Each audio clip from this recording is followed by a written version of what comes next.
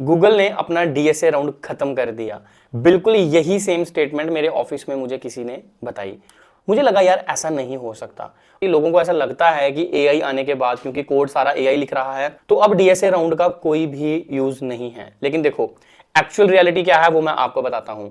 Google ने जरूर अपना इंटरव्यू प्रोसेस चेंज किया है, बट उसने ये नहीं किया कि डीएसए राउंड हटा दिया। उसने बेसिकली इन पर्सन इंटरव्यूज अब लेना शुरू कर दिए हैं।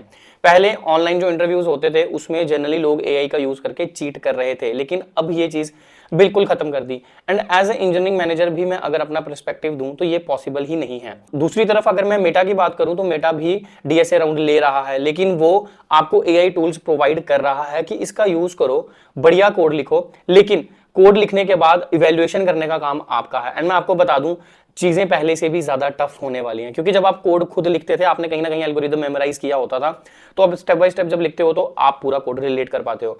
लेकिन जब आप कोड अब एआई टूल से लिखवाओगे किसी भी इंटरव्यू प्रोसेस में, गूगल वैसे अलो नहीं कर रहा लेकिन मेटा अलो कर रहा है, तो एआई का लिखा हुआ कोड जब आपको एनालाइज करना पड़ेगा तो आपके लिए सिचुएशंस ज्यादा टफ होने वाली हैं।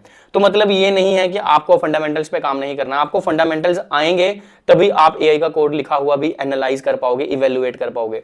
तो पर्सनली मैं बताऊं तो एआई के लिखे हुए कोड को इवेल्युएट करना is going to be even more tough situation than before. Simple सी एनालॉजी से समझते हैं कि कैलकुलेटर्स आने के बाद लोगों ने मैथ्स के फंडामेंटल सीखना बंद नहीं करे। तो इसीलिए मैं अभी भी यही कहूंगा, आपको अपने फंडामेंटल्स पे काम करना बंद नहीं करना है। स्पेशली अगर आप किसी भी फैंग कंपनी के लिए तैयारी कर रहे हो तो डीएसए राउंड अभी भी रहेगा, कल भी रहेगा, परसों भी रहेगा।